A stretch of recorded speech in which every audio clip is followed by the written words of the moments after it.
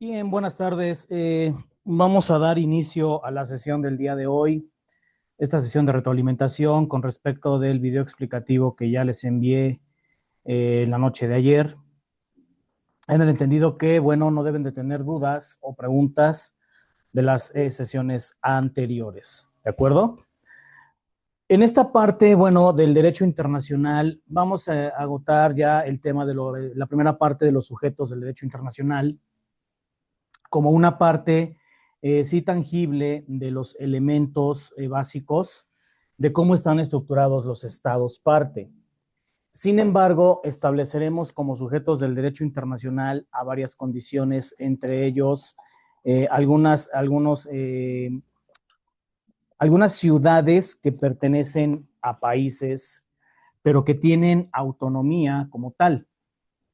Y sobre todo que al poseer autonomía, pues desde luego el derecho internacional hasta cierto punto les reconoce personalidad jurídica y algunos elementos del patrimonio.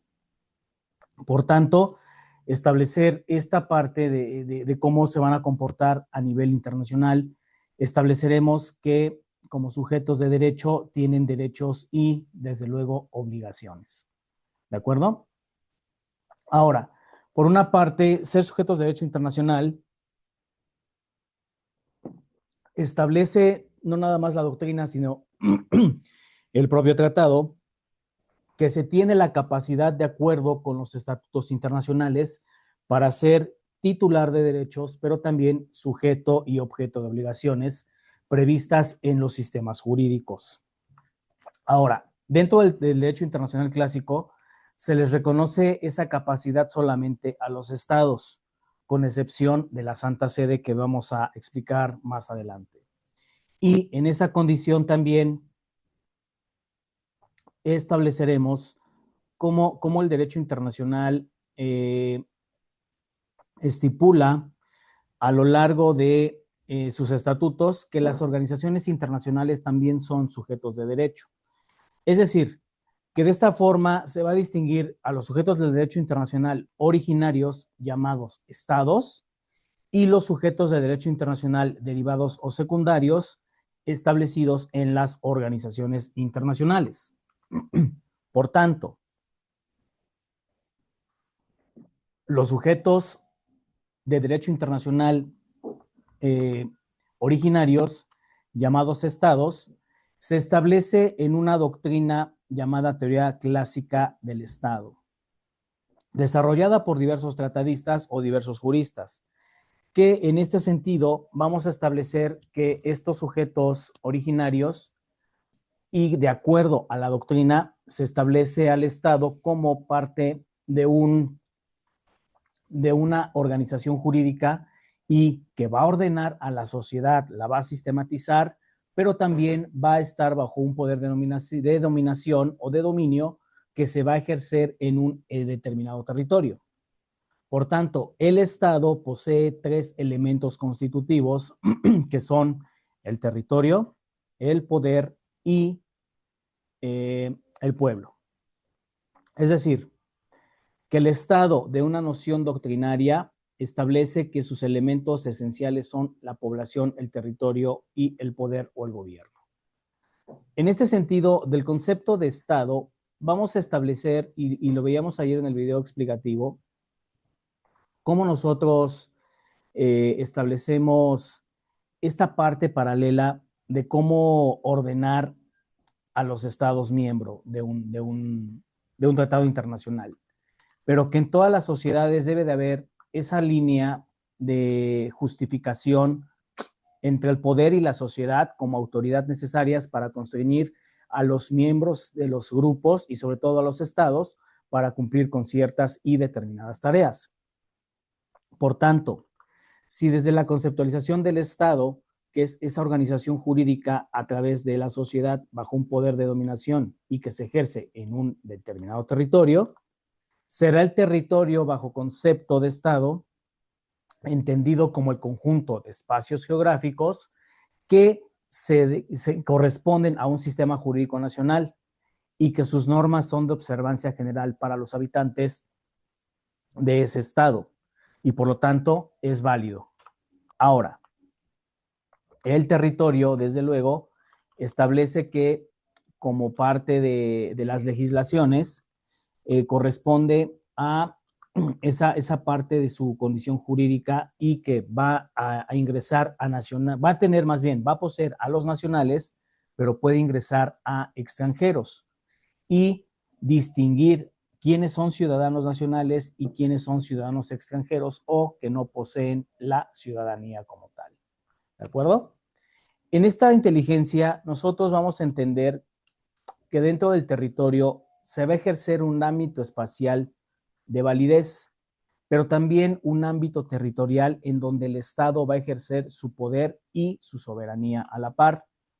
Entonces, el Estado no solamente debe ejercer la parte territorial a la superficie, sino también a los campos, las montañas, los ríos, los lagos y los mares, que de acuerdo con los minerales de espacio atmosférico, las costas y los litorales, la extensión de mar territorial, va a establecer también las fronteras y los límites respecto de otros estados miembros y que de acuerdo con los elementos fijados en la propia constitución política, los estados y los tratados internacionales celebrados con países vecinos, se establecen las funciones tanto negativas como positivas para representar esas características limítrofes.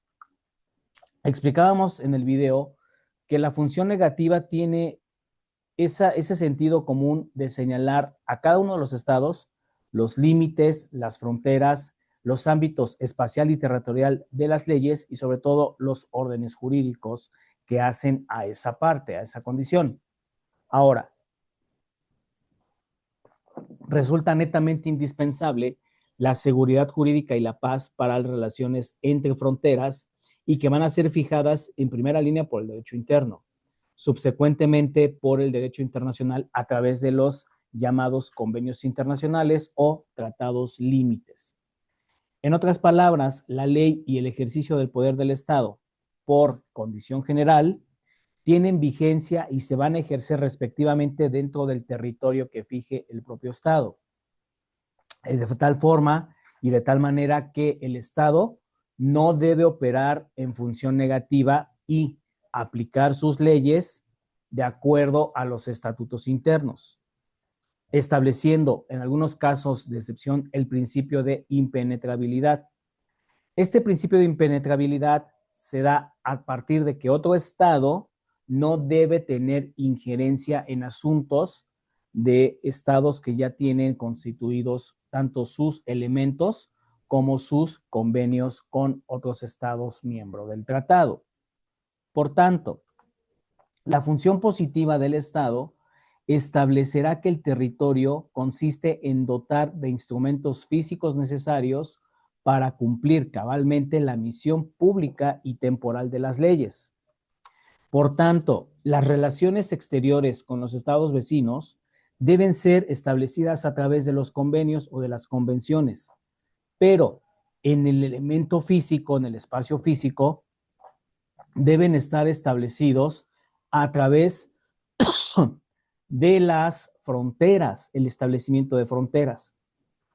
Con este objeto se evitarán las invasiones extranjeras de otros estados y que se pretenda privar la existencia de la soberanía nacional.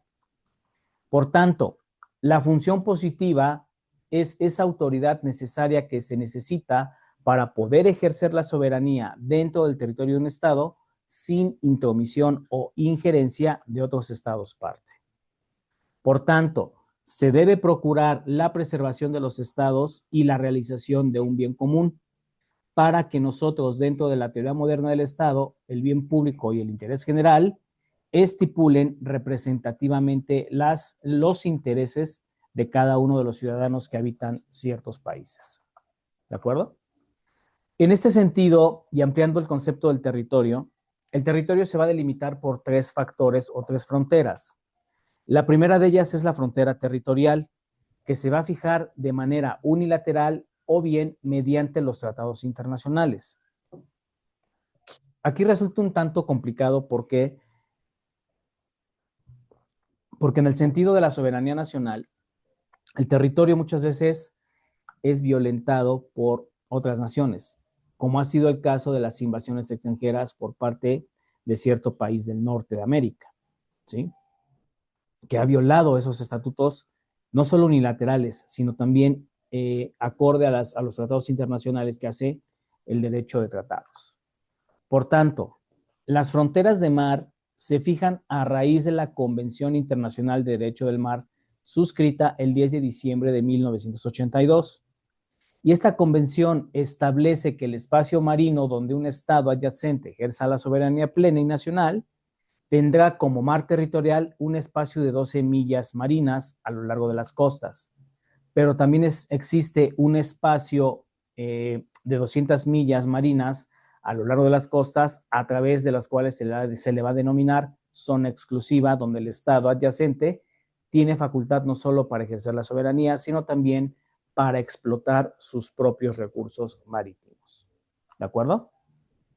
Es aquí donde el territorio también establece que el espacio aéreo, a pesar de que no tiene acuerdos existentes en estos momentos, se va a mencionar una distancia entre 80 y 100 kilómetros de altura como espacio limítrofe. ¿Para qué? Para establecer dentro de sus territorios ese espacio aéreo en donde no puedas invadir a los países vecinos. ¿De acuerdo? Bien. Como parte de los elementos del Estado, es el poder en el contexto real quien lo va a ejercer el grupo de personas sobre las cuales el Estado ejerce sus poderes soberanos, es decir, el pueblo. Y el pueblo como tal no requiere en sí de que un Estado tenga una unidad cultural en común. Sin embargo, establecemos que algunas cuestiones del poder, eh, para poder ejercitar al Estado de una fuerza moral, de un poder, de una fuerza física, establece autoridad y sobre todo establece dónde debe ejercerse con miras a cumplir cabalmente las misiones y sobre todo estipular que los tratadistas han dividido al campo del poder al gobierno y a la administración pública. Que en este sentido el gobierno será ejercido como de manera trascendental. Permítame un segundo, por favor.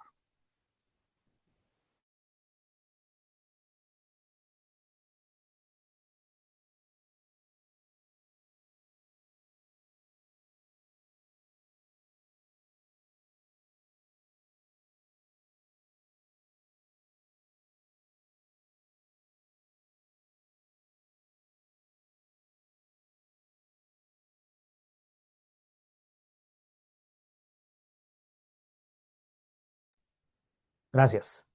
Entonces, decía yo que en este sentido, el gobierno como primera encomienda siempre tendrá su tarea más importante y trascendental, establecer los ámbitos sociales, económicos y políticos de cada una de las naciones. Pero que en esta parte nosotros establezcamos la parte trascendental en el ámbito social, económico y político. ¿Por qué? Porque los gobiernos también tienen que tener relaciones exteriores con otros estados. Y sobre todo, de una manera más específica, la tarea del gobierno de los hombres va a llevar específicamente a cabo la expedición y también la aplicación de las normas jurídicas a través de las constituciones, las leyes, los reglamentos, las sentencias y aquellas decisiones administrativas cuya observancia son general, pero si se cae en condiciones de inobservancia, traerá aparejada la aplicación forzosa de una sanción. Esto dentro del elemento interno constituye para preservar y restablecer el orden y la paz. Si lo establecemos al orden estatutario, nosotros debemos entender que ningún país no debe estar por encima de las condiciones limítrofes, ni mucho menos del poder público de los Estados miembros. ¿De acuerdo? Ahora, en este sentido, nosotros debemos apoyar que los procedimientos necesarios para poder reordenar a los Estados miembros siempre se debe establecer por las razones necesarias, más no por la fuerza pública. ¿Sí? Cuando nosotros ya hacemos, ¿cómo les diré? Si nosotros ya establecemos estas condiciones de autoritarismo, se cae en condiciones ya de incluso dictatoriales, y eso es muy, muy riesgoso para el derecho internacional. Ahora, la administración pública es importantísima también, no solo para el elemento interno del Estado, sino también para la firma de tratados. ¿Por qué? Porque de aquí se pueden obtener recursos financieros, recursos humanos, recursos técnicos, recursos tecnológicos para la satisfacción de las necesidades colectivas de cada uno de los miembros de la población, ¿sí?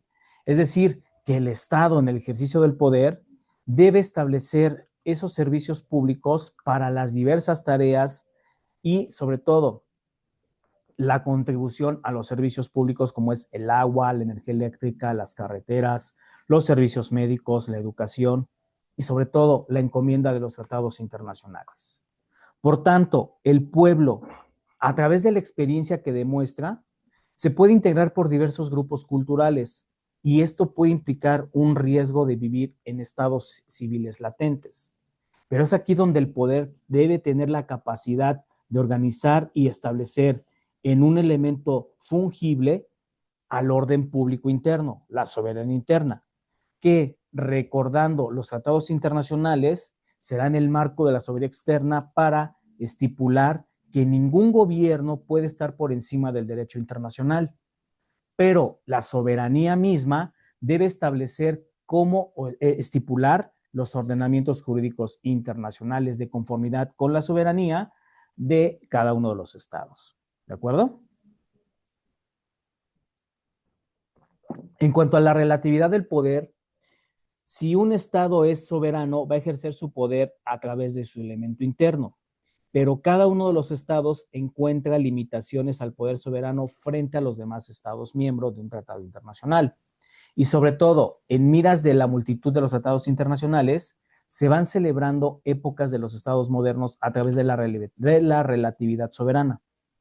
Y sobre todo, que la capacidad de acción del poder tiene que ejercerse de manera volitiva, de manera voluntaria, y que estas limitaciones solamente se vean al campo no solo tutelar de bienes jurídicos, sino también al campo tutelar de derechos humanos fundamentales. Es decir, la protección de derechos humanos es importantísima. ¿Por qué? Porque en esta parte nosotros vamos ejerciendo esa interpretación de los derechos humanos a nivel internacional.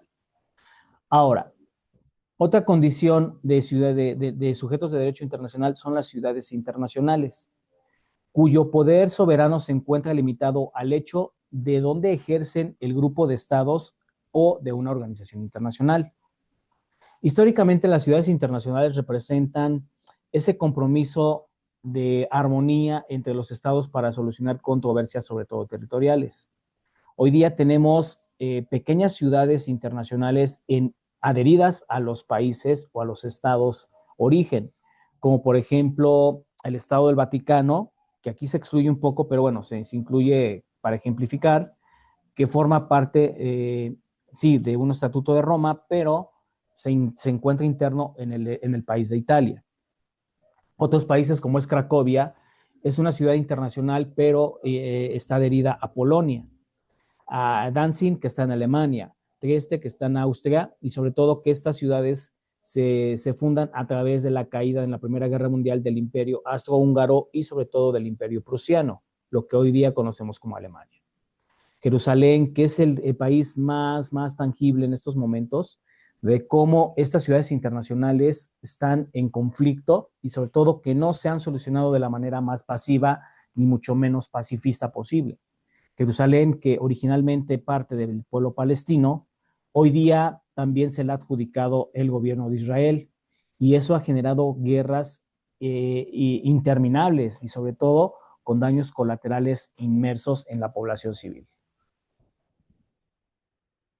Shanghái, que ahora pertenece también como ciudad internacional dentro de los límites de China, y Tánger en Marruecos. Ahora, recordemos también otra parte de cómo Hong Kong se adhiere a China a través de un tratado de paz internacional celebrado con el Reino Unido, porque el Reino Unido tenía injerencia como ciudad internacional sobre Hong Kong y por ahí de los años de 2006-2008, Hong Kong adquiere cierta independencia para adherirse originalmente a su pueblo y a su ciudad natal, que es China. ¿De acuerdo? Bien, mira, deciré hasta aquí alguna duda, alguna pregunta.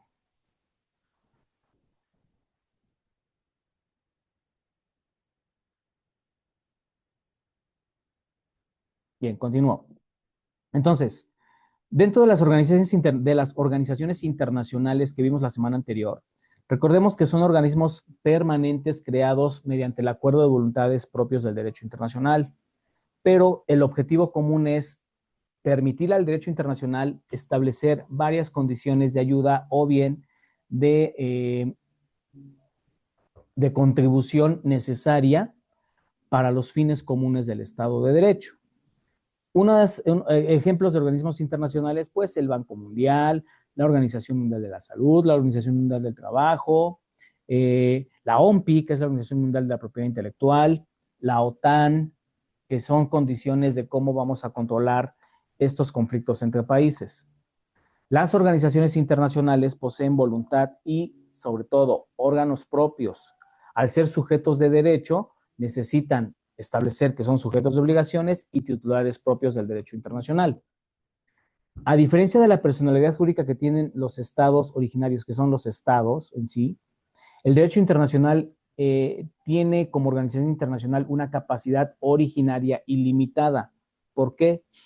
Porque adquiere su personalidad jurídica a través del acuerdo de voluntades, pero se limita a los estados que las crean a respetar ciertas condiciones, ciertos derechos y ciertas obligaciones para la consecución de los objetivos en general. Las organizaciones internacionales entre los estados miembros dan base al principio de igualdad, que permiten ceder a las propias organizaciones las mismas facultades soberanas, pero también tienen el derecho al voto en los órganos extranjeros, en donde estos órganos se van a discutir condiciones estatutarias de los tratados internacionales.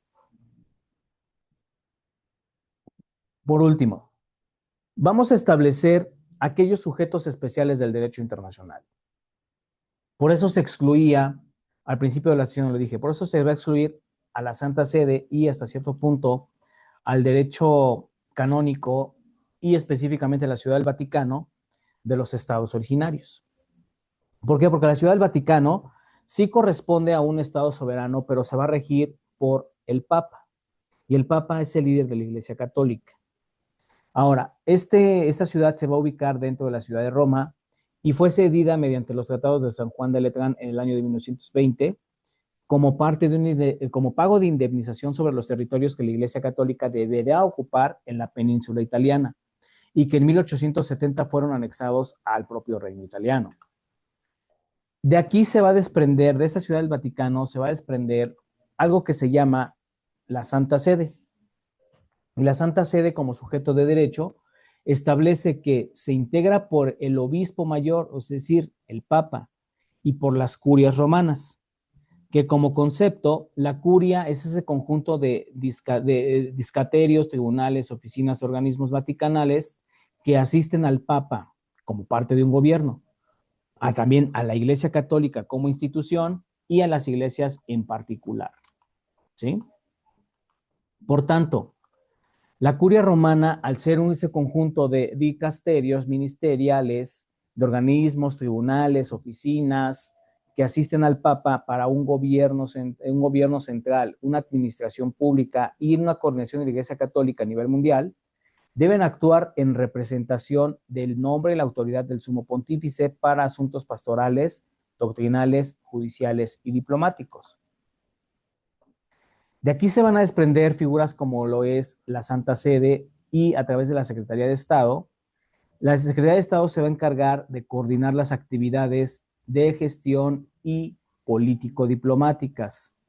¿Para qué? Para estar participando en algunos foros o en su defecto para estar al pendiente de las diócesis de cada uno de los estados parte que forman parte del organismo católico.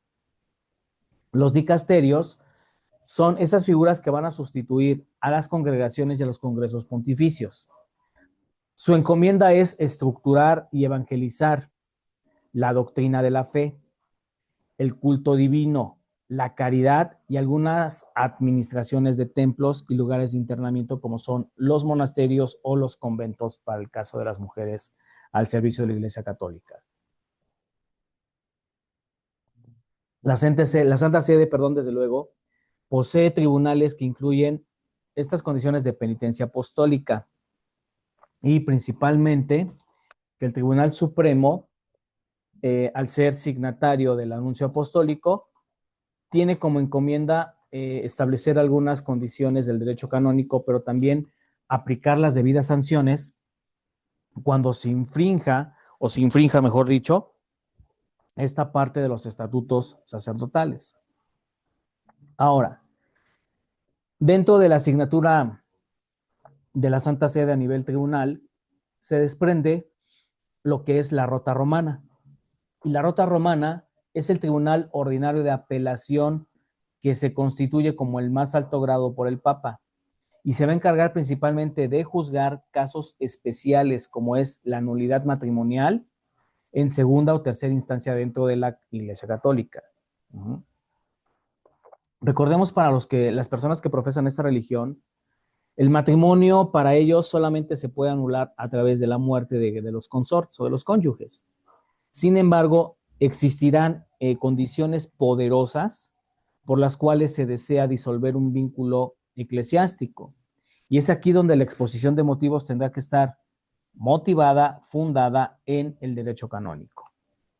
Por tanto, los organismos eclesiásticos de la Santa Sede también tienen que ver con factores económicos, tienen que ver con esa supervisión y administración del patrimonio y las finanzas del Vaticano para establecer los objetivos tanto de transparencia como de eficiencia y suficiencia, pero sobre todo solvencia económica.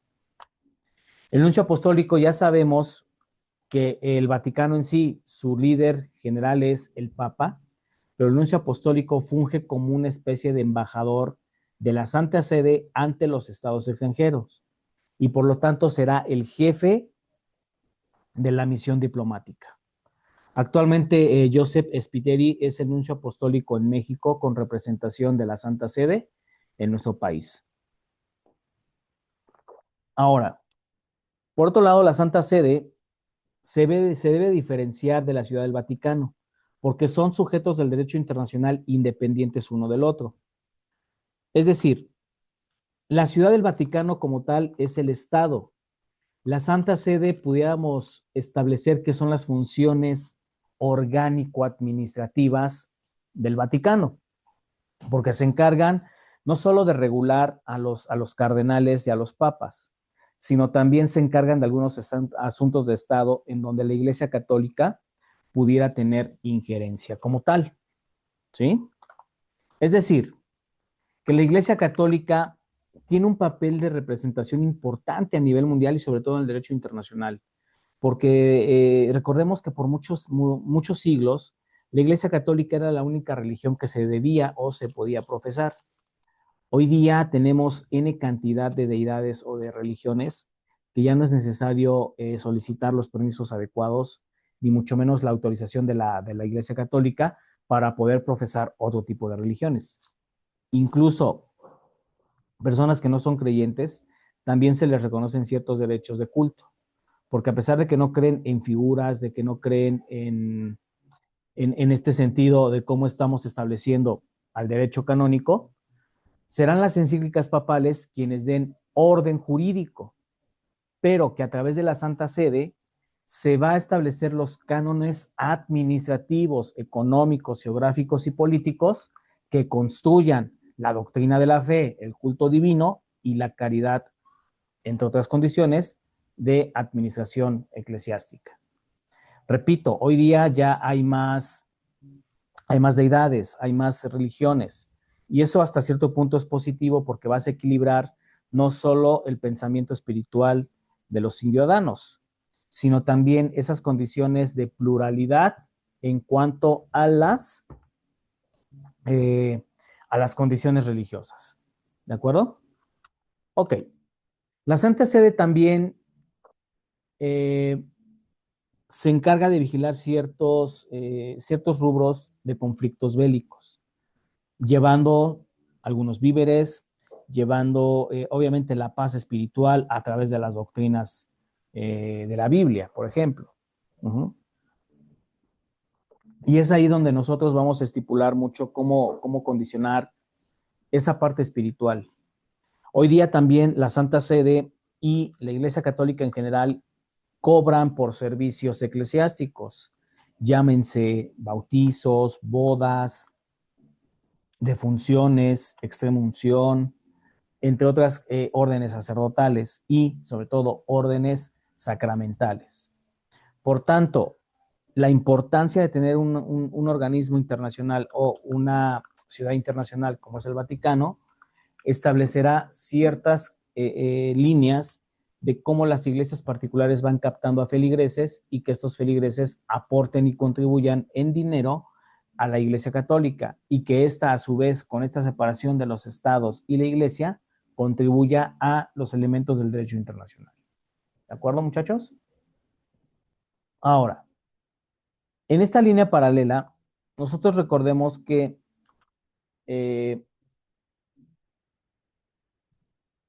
conforme también a las cuestiones religiosas, surgen los caballeros de la Orden de Malta. Y es una figura sui generis, ¿por qué? Porque el derecho internacional reconoce a casi todos los estados, o es reconocido por casi todos los estados.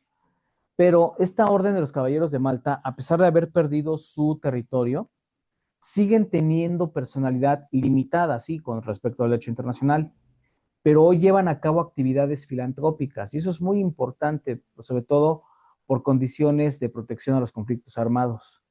De repente nos olvidamos mucho de que las víctimas colaterales de un conflicto armado puedan estar desprotegidas en el derecho internacional. No obstante que existe la Corte Penal Internacional y algunas condiciones de la Haya, hoy día estos ordenamientos van a reconocerse por casi todos los estados como una ayuda adicional a lo que las organizaciones internacionales podían establecer. Porque recordemos que el Banco Mundial o el Fondo Monetario otorgan préstitos a los países, pero finalmente lo convierten en deuda pública. Y entonces esta Orden de los Caballeros de Malta establece que el altruismo debe de operar para que lo filantrópico tenga funciones de fuerza y sobre todo de protección en conflictos armados. ¿De acuerdo? El Comité Internacional de la Cruz Roja.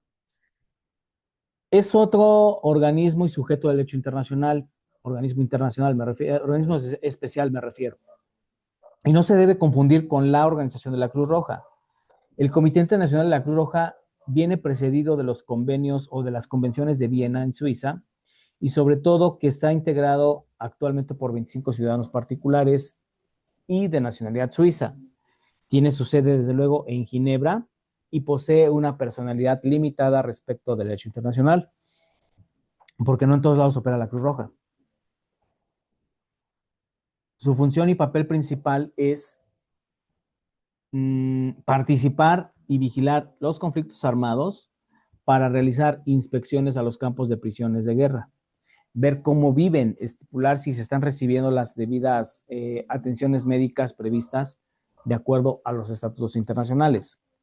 Por otra parte, al no confundirse con la Cruz Roja propia, establece que con la Liga de las Sociedades propias de la Cruz Roja y la Conferencia Internacional de la Cruz Roja no tienen capacidad jurídica alguna ante el derecho internacional.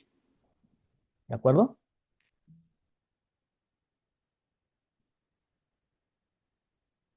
Ahora bien, la Cruz Roja tiene un papel relevante de atención médica prehospitalaria o incluso ya hospitalaria. Y sobre todo, que al estar constituida bajo una convención, posee personalidad sí limitada, pero al fin es reconocido por el propio derecho internacional.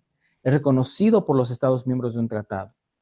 Y su papel representa no solo realizar las inspecciones, sino también hacer las recomendaciones necesarias para que los prisioneros de guerra sean tratados con dignidad. Y sobre todo, que los heridos de guerra sean atendidos en los hospitales adecuados para ellas condiciones. Entonces, esta parte de la Cruz Roja tiene que verse como una manera así también altruista y hasta cierto punto filantrópica, porque ellos hacen colectas año con año para captar recursos a la compra de insumos, de instrumental médico, de instrumental clínico, mantenimiento y operatividad de las unidades que fungen como vehículos que trasladan a ciertos heridos. ¿De acuerdo? Ahora, sujetos con personalidad jurídica de dudosa procedencia ante el derecho internacional. Bueno, las rebeliones o aquellos regímenes que se autodominan de facto van precedidos de una guerra civil y que la guerra civil, al ser un conflicto interno de que un Estado presenta, solo le puede interesar al derecho internacional cuando una pequeña fase viola el estándar humanitario de los insurgentes, ¿sí? Es decir, que cuando los insurgentes han ejercido durante largo tiempo un control efectivo dentro del territorio que ocupan, se puede hablar de un régimen de facto, porque se están sustituyendo a las instituciones que operaban anteriormente.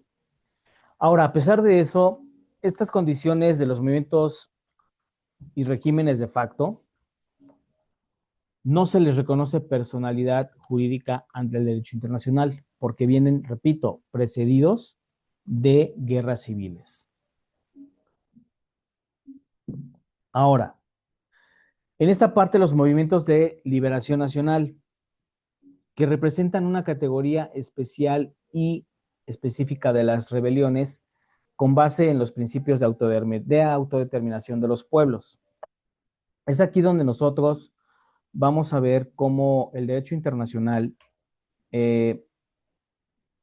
necesita también del reconocimiento de cómo las rebeliones pueden autodeterminar a los pueblos contra el poder extranjero que los controlaba. Prueba de ello son las guerras de independencia, ¿no?, que hemos sufrido a lo largo de la historia. Y sobre todo que en un principio de poder y efectividad, la continuidad de los estados tiene que operar a través de esos estatutos de la falta del poder soberano mismo. Y sobre todo que esta teoría de continuidad tiene que tener praxis para que un estado, cuando surja como nuevo elemento, se organice política y socialmente, pero sobre todo adecuadamente, para ser tratado con los mismos derechos y obligaciones de los estados miembros de la convención. ¿Sí? Obviamente, en caso de ocupación militar, los estados tienen que señalar cada una de las excepciones y sobre todo cada uno de los elementos en donde debe desaparecer la guerra.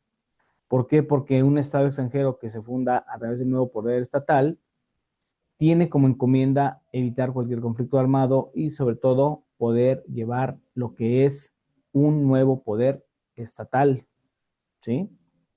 Entonces, en este sentido, señores, señoritas, hay que entender que el derecho internacional es muy amplio y es muy rico, ¿sí? En esa parte hay que entender que el derecho internacional sí va a reconocer ciertas condiciones jurídicas, pero va a limitar el papel de los estados parte, va a limitar mucho de cómo estamos operando ante los sujetos del derecho. Por eso el derecho internacional necesita, sí, de la capacidad jurídica de las organizaciones, pero diferenciar cuáles son las originarias y las derivadas. ¿De acuerdo? Entonces, hay que entender que nosotros, el objeto social del problema de los estados en fracaso es que los estados fracasados son tendientes a permitir intromisiones extranjeras o que ya han sido permisivos con las intromisiones extranjeras, como es el caso de Venezuela. El estado de Venezuela es un estado fracaso porque su régimen dictatorial no permeó los derechos humanos de cada uno de los ciudadanos venezolanos. Pero eso no justifica que este país de Norteamérica lo haya invadido arbitrariamente y sobre todo que haya violado estatutos propios del derecho internacional. ¿De acuerdo? En semanas próximas haremos el análisis de estos dos casos, tanto del de Ecuador con México y del de Venezuela con el país de Estados Unidos de América del Norte. Bueno, jóvenes, pues hasta aquí les agradezco su participación. Yo me despido deseándoles un buen fin de semana y que la pasen bonito. Excelente tarde. Hasta luego.